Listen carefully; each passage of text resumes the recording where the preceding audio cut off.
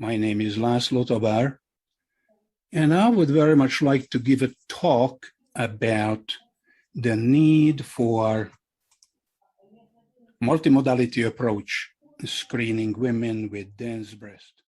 Do it. And today, we only have time to talk about the heterogeneity of the normal breast structure. Isn't that interesting? That unlike any other organs, the breast have 5 structurally different parenchymal patterns. Now,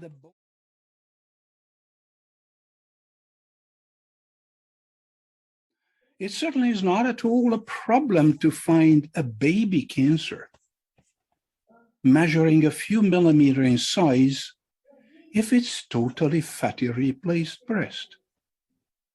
But try to find the already palpable carcinoma in this dense breast. Yes, indeed, there is a carcinoma here, seen very well by that radar we call ultrasound. And when your pathologist provides the large section histopathology image, then you see the great correlation between ultrasound and large format thin section histology, but the mammogram doesn't show it. Or in another case, you see very subtle contour change.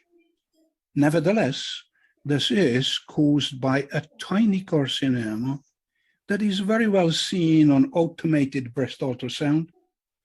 And of course, here is the corresponding histology. Dear colleagues,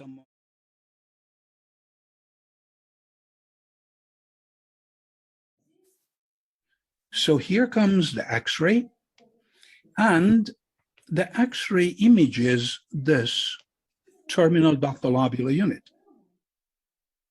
And so what do you see on the mammogram? A 1.5, 2 millimeters sized nodular oval-shaped density.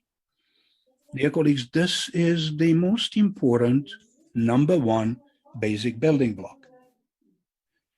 But how come that I can distinguish one from another and from another?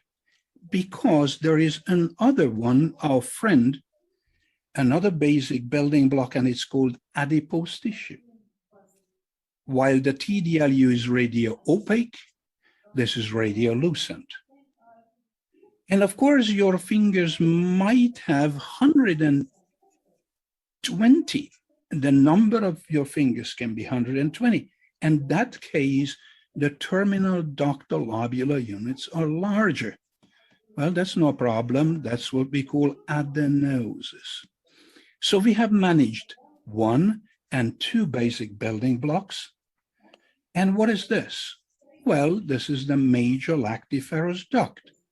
And once again, the X-ray is going to make it visible as linear densities and separated by fat, linear radiolucent areas. So that would be basic building block #3. And then comes the trouble. We can handle 1, 2, and 3 basic building blocks, but both you and me look like this when the 4th one, fibrosis, comes into the picture. Why? Because it hides the TDLUs, it hides the ducts, and unfortunately, it hides the cancer. Either I see